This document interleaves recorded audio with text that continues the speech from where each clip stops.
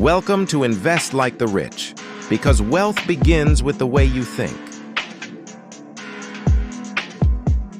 Most people grow up believing that owning a home is the ultimate financial goal.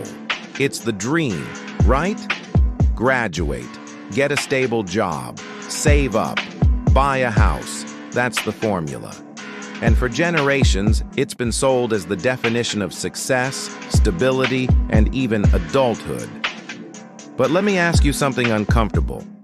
If owning a home makes you financially secure, why are so many homeowners still living paycheck to paycheck? Why are they stressed about bills, locked into jobs they don't like, and unable to walk away, even for a moment? If homeownership is freedom, why does it often feel like a trap? Here's the truth. For most people, especially early in their financial journey, a house is not an asset. It's a liability. Yes, it might gain value over time. But in the meantime, you're paying a mortgage, property taxes, insurance, maintenance, interest, renovations, furniture. It's draining your cash flow, not building it. And that's the part no one tells you. Now, don't get me wrong. I'm not saying never buy a house, but what I am saying is this.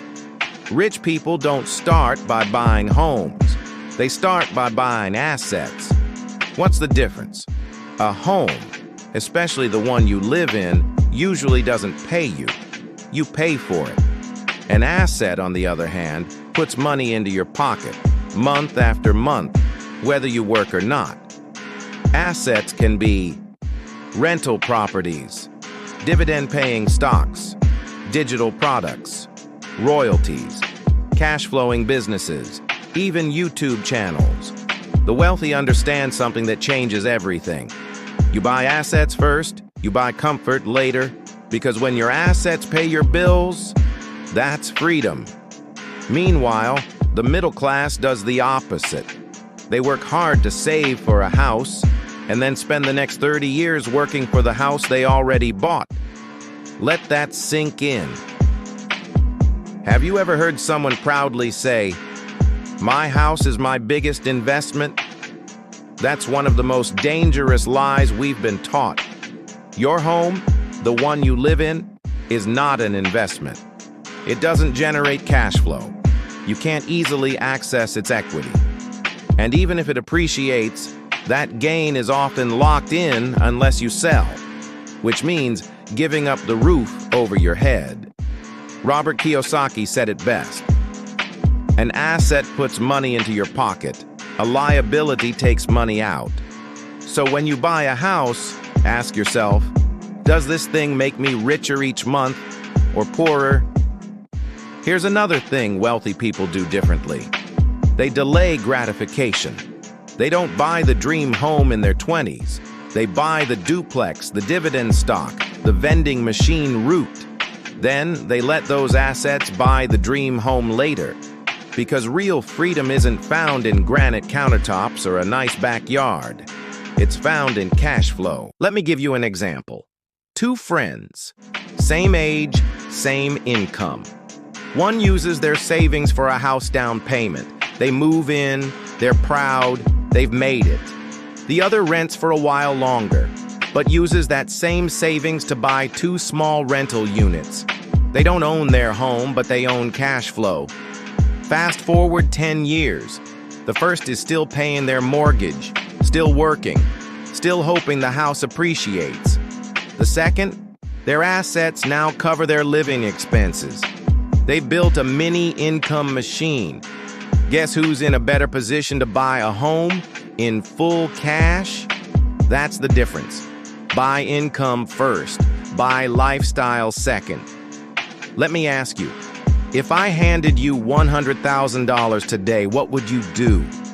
Would you put it toward a house that drains money from you every month? Or would you buy something that pays you monthly, forever? That one decision could define your next 20 years. Let's talk about the emotional pressure to buy a home. For many people, buying a house isn't just a financial decision. It's emotional. It's cultural. It's even social. You turn 30 and suddenly everyone's asking, "So, when are you buying a place?" Your parents hint, your friends compare, your coworkers brag. There's this silent pressure that if you don't own a home, you're behind in life. But here's the thing. Emotions make expensive decisions. Smart investors make strategic ones. Buying a home early can feel secure, but often it comes at the cost of your freedom. It ties up your capital, it locks in your lifestyle, and it limits your flexibility. Now you can't move for a better job. You can't pivot when the market shifts. You're anchored to a mortgage, a location, a lifestyle you have to maintain. And all because it felt like the right next step. There's a powerful lie behind this. I deserve a home. But here's a better truth. You deserve freedom. You deserve options. You deserve peace of mind. And a house, bought at the wrong time, can take those away. The rich don't chase validation. They chase leverage. They know a $300,000 house might cost $500,000 over 30 years. That the dream home might delay their actual dreams. They'd rather live small now and build big income machines than live big now and stay trapped for decades. And that's the key difference. Most people work hard to look rich. Rich people work smart to get free. Let's go back to the example of the two friends, Sarah and Mike. Sarah buys a nice home in her hometown. Everyone's impressed. It's beautiful. But her mortgage is steep, and after taxes and utilities, she can't save much. She works long hours just to keep up with bills. Mike, on the other hand, rents a modest apartment. He puts his savings into 2 duplexes across the country.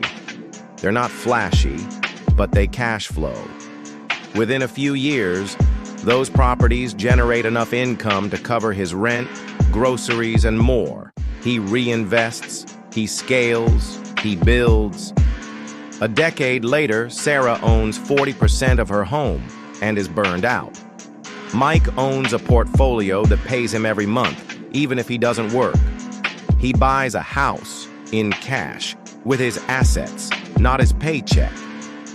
That's not luck. That's order of operations. Build cash flow, then buy comfort, not the other way around. So here's the big question. What are you building? Are you building the image of success or the foundation of freedom? Are you chasing a mortgage or building a machine? Most people spend their best years paying for a house that doesn't pay them back. The rich, they spend their early years building systems and let those systems buy their homes later.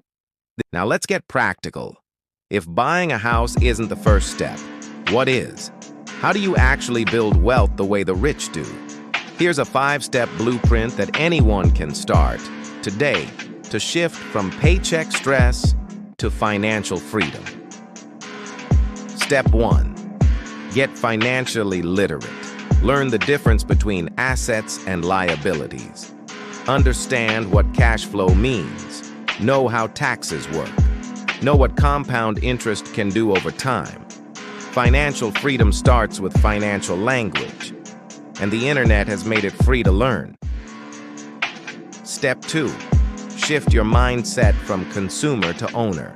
Before you buy a car, ask, could I buy a vending machine instead? Before you upgrade your phone, could I buy a share of Apple stock? Owners get paid, consumers pay. You don't have to give up joy. Just start thinking like someone who builds, not burns. Step 3. Build income-generating assets. Pick your path.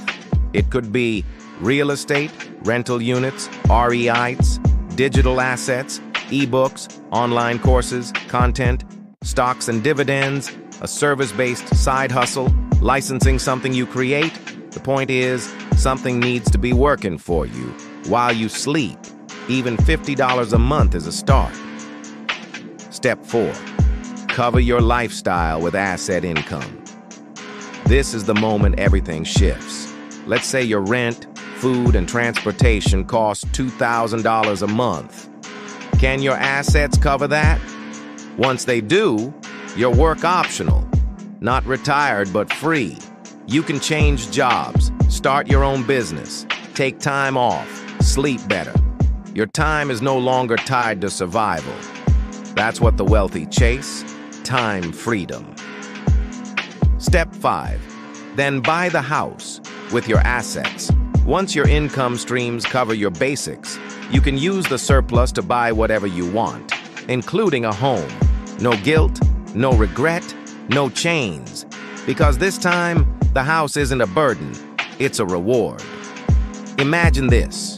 You walk into a beautiful home and know that your assets paid for it. Not your 9-to-5, not your second job, not your sleep. You bought time first, then you bought the house. That's what it means to live rich. In summary, most people trade their time for a home. The wealthy trade assets for a home and keep their time. Most people buy a house and hope it makes them rich. The wealthy get rich and then buy the house. And you now know the difference. So here's the challenge. Stop chasing houses. Start building assets. Buy freedom first, then buy the dream. Buy income first, then buy the lifestyle. Buy assets, not houses. If you learned something from this video, subscribe, like it. Drop a comment telling me what your first asset will be. Let's build real wealth, one smart move at a time. See you in the next one. You don't need more money. You need a better strategy. Subscribe.